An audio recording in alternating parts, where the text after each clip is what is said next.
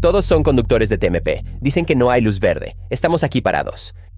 Kazajistán ha cerrado silenciosamente las rutas de suministro críticas que abastecen las necesidades de combustible de Rusia, asestando un golpe serio a la creciente crisis de combustible de Moscú, y la situación sobre el terreno lo confirma. ¿Qué otra alternativa tenemos a la gasolina en un país de gasolina? Caballos, creo que sí. Algo está sucediendo en la frontera entre Kazajistán y Rusia. Colas de camiones que se extienden por kilómetros, docenas de puestos de control a lo largo de la frontera y rusos desesperados instalando tanques ocultos en sus vehículos para contrabandear combustible. Y ahora están atrapando a nuestros chicos en la frontera para asegurarse de que no se contrabandea nada. Así resultó ser este amigo. Para un forastero, parece un lío aduanero ordinario, pero detrás de esa imagen se esconde una verdad mucho más oscura esperando a Putin. El aliado más leal de Moscú está cambiando de bando en silencio. Cuando los ataques profundos de Ucrania a las refinerías y la infraestructura energética provocaron una grave escasez de gasolina y diésel en toda Rusia, Putin detuvo las exportaciones de combustible y comenzó a suplicar a sus vecinos por suministros de emergencia. Esa súplica se convirtió en una solicitud concreta el 24 de junio. Según Reuters, citando a 4 fuentes de la industria, Moscú pidió a Kazajistán 50.000 toneladas de gasolina AI-92. Uno de los mayores exportadores de combustible del mundo ahora estaba importando gasolina por mar, incluso desde India, pero la respuesta que Moscú esperaba nunca llegó. El ministro de Energía Erlan Akikhenov marcó la distancia desde el principio, diciendo que Astana no había recibido ninguna solicitud oficial de Moscú y la voz del Senado fue aún más dura. Nadie podía dictar a Kazajistán a quién debía o no debía suministrar, y en cualquier caso, el país ni siquiera tenía suficiente combustible para aviones para sí mismo. Es más, Astana no tenía intención de entregar esa gasolina gratis. Según fuentes de la industria, quería combustible de aviación ruso a cambio, no una alianza, un trueque. Y estaba haciendo esto después de renovar su propia prohibición de exportaciones de productos petroleros en mayo por otros 6 meses, extendiendo una cantidad simbólica con una mano mientras cerraba la despensa con la otra.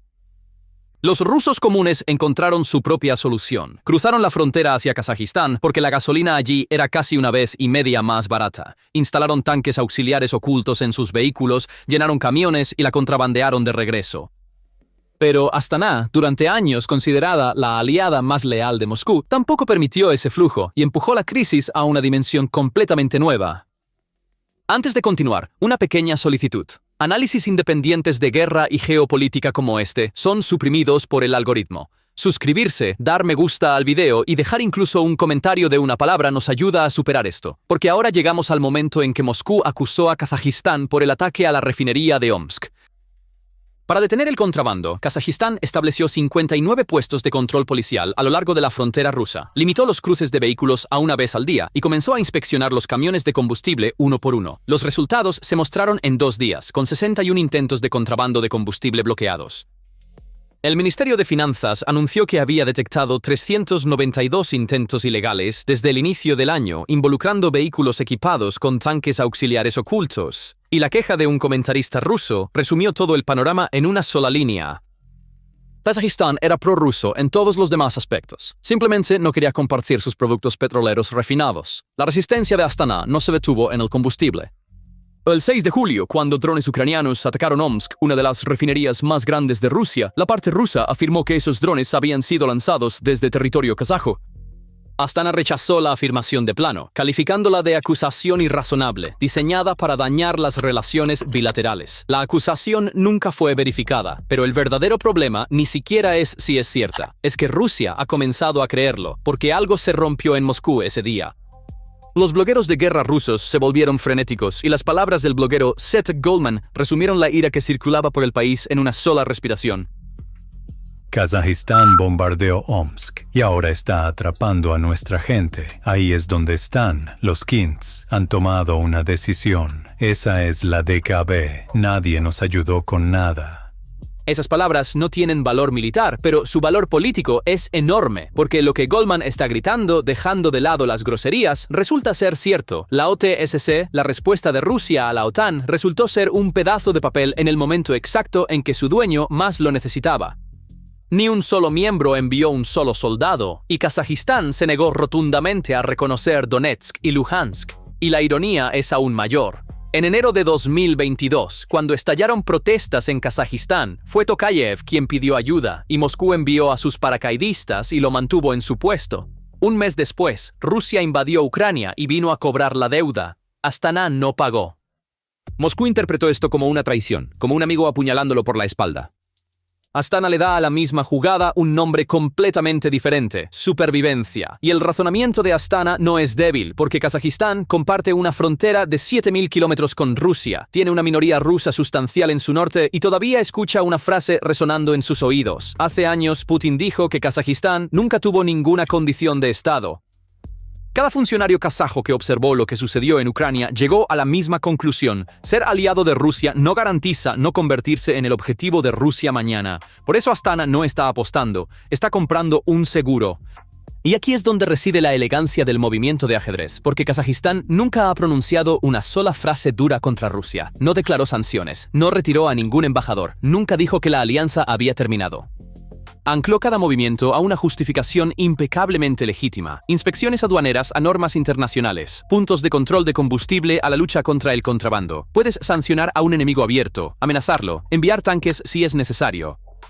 Pero, ¿qué haces con un vecino que te sonríe y dice: solo estamos siguiendo las reglas? ¿De qué exactamente lo vas a acusar? ¿De honestidad? Y las acciones de Kazajistán no terminan con el combustible. El combustible es solo el capítulo más reciente de una historia mucho más grande, y la cara más concreta de esa historia ha estado en los cruces fronterizos durante meses.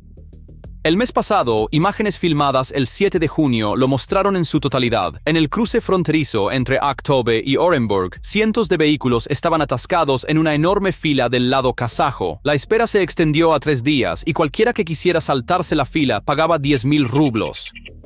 Los conductores pasaban el tiempo sin comida ni baños, dormitando al volante, y uno de ellos se quejó por teléfono: si no pasamos mañana, la mitad de las uvas se van a la basura. La razón oficial dada para la fila lo decía todo: controles aduaneros aumentados y la lucha contra las importaciones grises.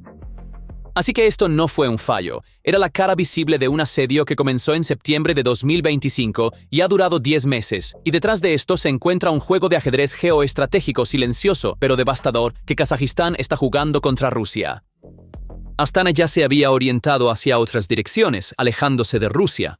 117.000 millones de dólares en cooperación con Washington, un paquete de 25.000 millones de dólares con Pekín bajo un tratado de amistad eterna, y drones turcos ahora siendo producidos en suelo kazajo, todo dentro de los últimos 12 meses. La crisis del combustible es nueva, pero el verdadero golpe es mucho más antiguo y profundo. Para entender esta guerra, primero tienes que entender las importaciones grises.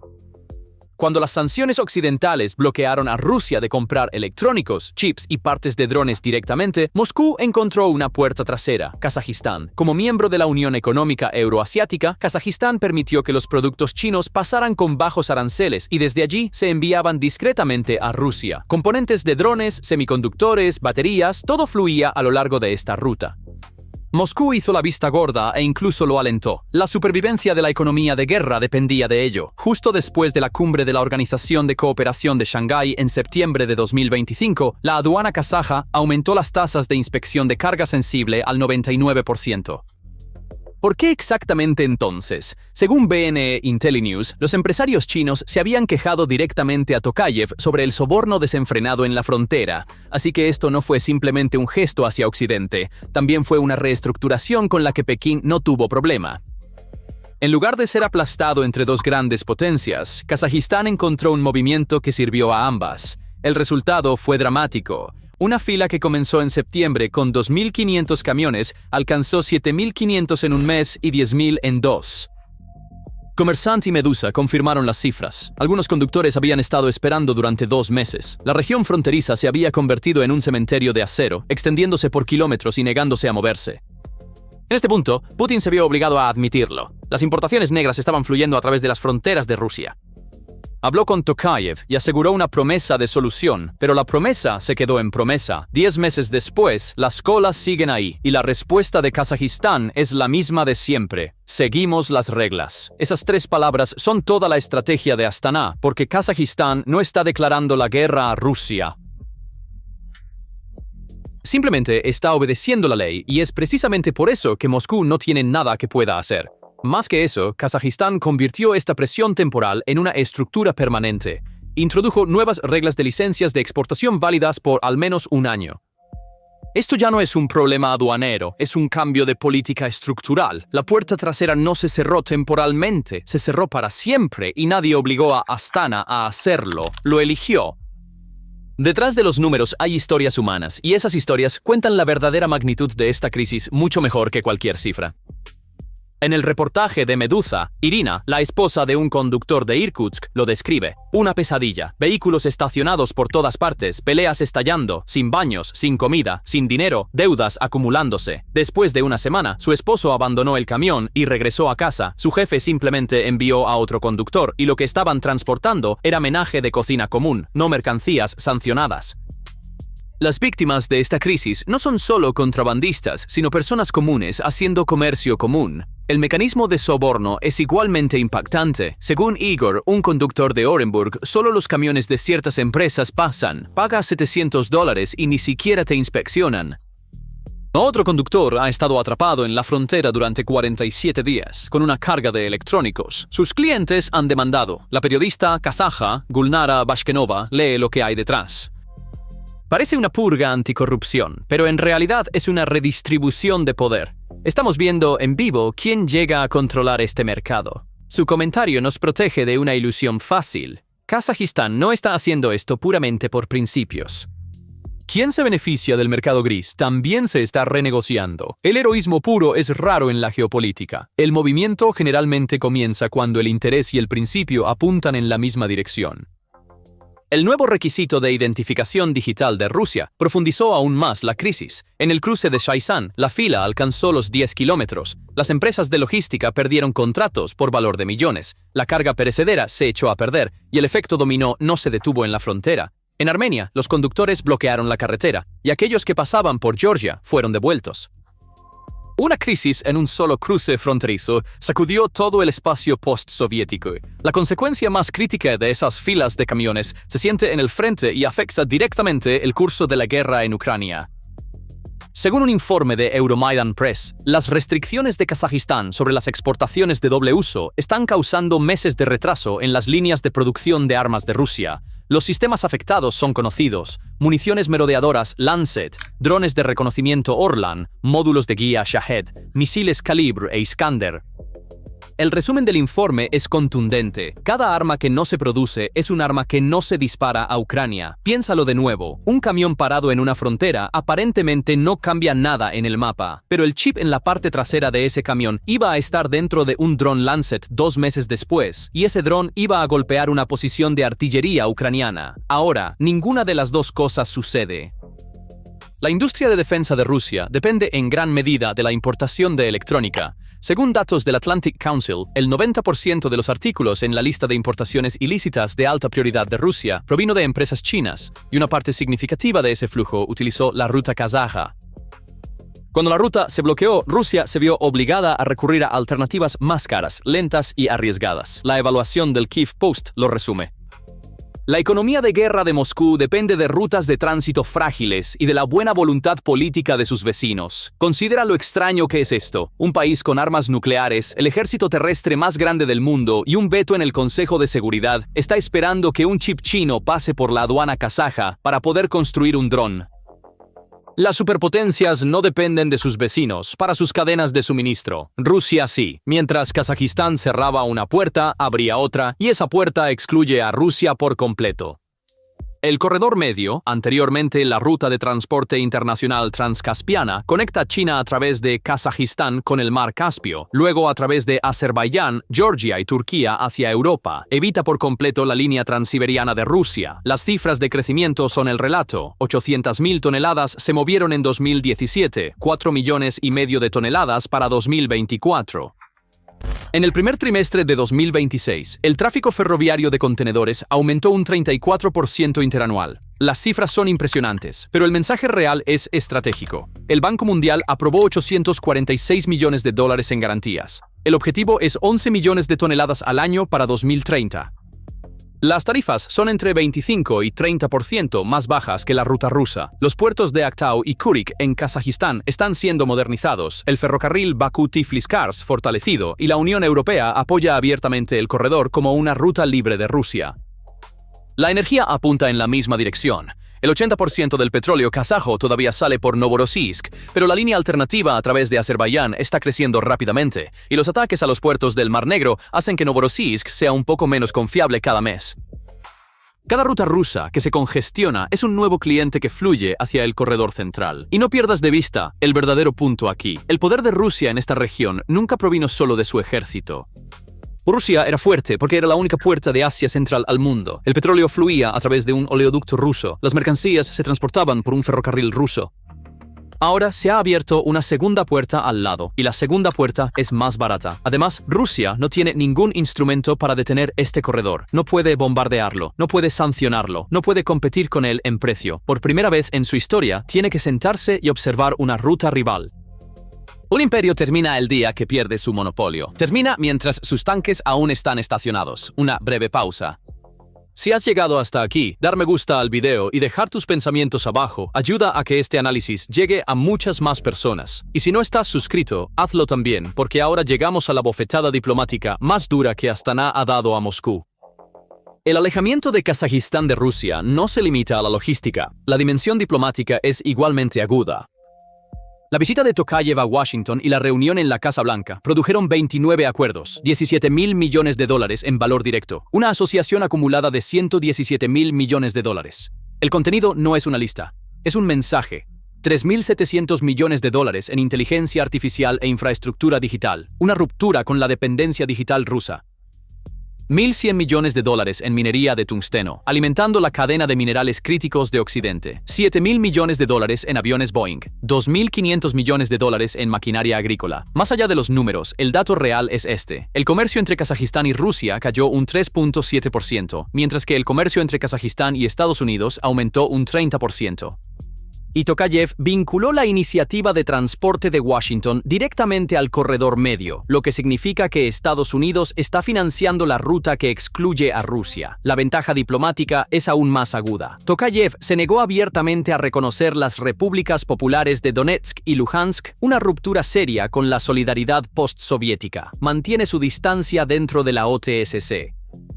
En el momento en que Rusia más lo necesitaba, él se negó a jugar la carta de la hermandad y estrechó manos en la Casa Blanca en su lugar. Cada movimiento le dice a Moscú lo mismo. Ya no somos tu patio trasero. La otra mano de Astana está en Pekín. La visita de Xi Jinping a Astana y la segunda cumbre China-Asia Central terminaron con 5 líderes firmando un tratado de buena vecindad, amistad y cooperación eternas. Un paquete de 25.000 millones de dólares, 12 documentos de cooperación, integración aduanera, corredores de transporte, y aquí la historia juega su pequeña broma. Oz anunció por primera vez la iniciativa de la Franja y la Ruta en 2013 en la Universidad Nazarbayev en Astana. 13 años después, en esa misma ciudad, se firma un tratado de amistad eterna, y el mayor perdedor en esa mesa es Rusia, que ni siquiera estaba presente. Observa lo que sucedió. Al cortar el flujo de importaciones grises, Kazajistán señaló cumplimiento hacia Occidente y le dijo a Pekín, «Yo controlo esta ruta». Pekín no objetó porque un corredor ordenado y auditable que no depende de Rusia es más rentable para China también. Así que el movimiento de Kazajistán funciona con la bendición de China en contra del interés de Rusia. Sentarse a la mesa en Washington, Pekín y Ankara al mismo tiempo, la política de múltiples vectores ya no cubre eso. Eso es autonomía estratégica. Y ahora el nervio más sensible de Moscú, las armas. Durante 30 años, el proveedor de armas de Kazajistán fue Rusia. Esa era está terminando. Kazajistán y Turquía acordaron la producción conjunta del vehículo aéreo no tripulado Anka en suelo kazajo, la primera línea de producción de Anka en el extranjero. Los Bayraktar TB2 ya se habían comprado anteriormente. Se ha firmado un protocolo de inteligencia militar y un plan anual de cooperación militar. Así que Kazajistán ya no vuela drones rusos, vuela drones turcos, y no solo los vuela, los construye en casa. En Estambul, los jefes de la industria de defensa de la Organización de Estados Túrquicos se reunieron por primera vez. Azerbaiyán propuso ejercicios militares conjuntos. Contra la OTSC de Rusia, el mundo túrquico está construyendo su propia arquitectura de seguridad. Y la razón no es solo una preferencia política. El análisis del Centro de Política del Caspio señala un hecho brutal. Una Rusia sin suficiente capacidad de producción para su propio ejército ya no puede exportar armas a sus aliados. Así que mientras Kazajistán se aleja, Rusia ni siquiera puede fabricar los bienes que necesitaría para recuperarlo. Una potencia está perdiendo a su aliado y simultáneamente perdiendo la influencia para retenerlo. Esto es exactamente cómo se desmoronan los imperios, silenciosamente. Ahora pongamos el freno, porque una historia unilateral engaña al narrador, no a la audiencia.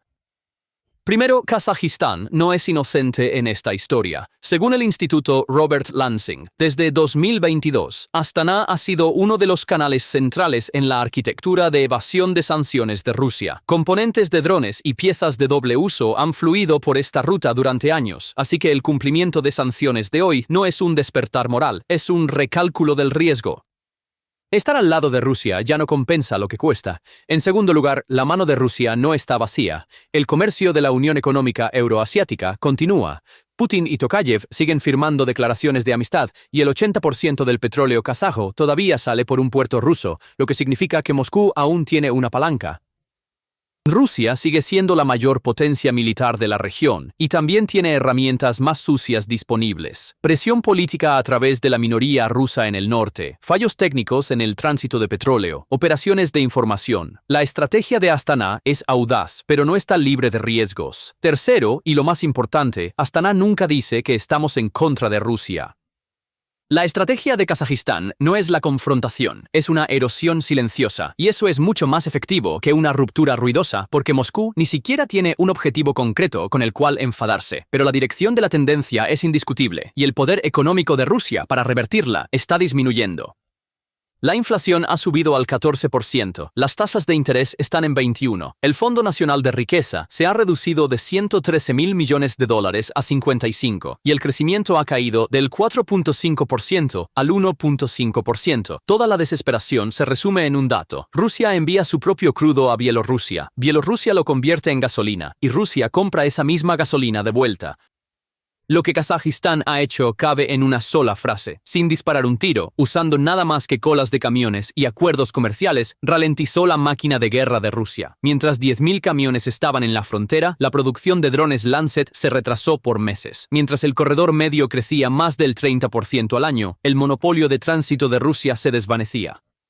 Mientras se firmaban acuerdos por $117.000 millones con Washington y $25.000 millones con Pekín, la pretensión de Moscú sobre su patio trasero colapsó silenciosamente. El juicio de la Fundación Jamestown es quizás el resumen más contundente.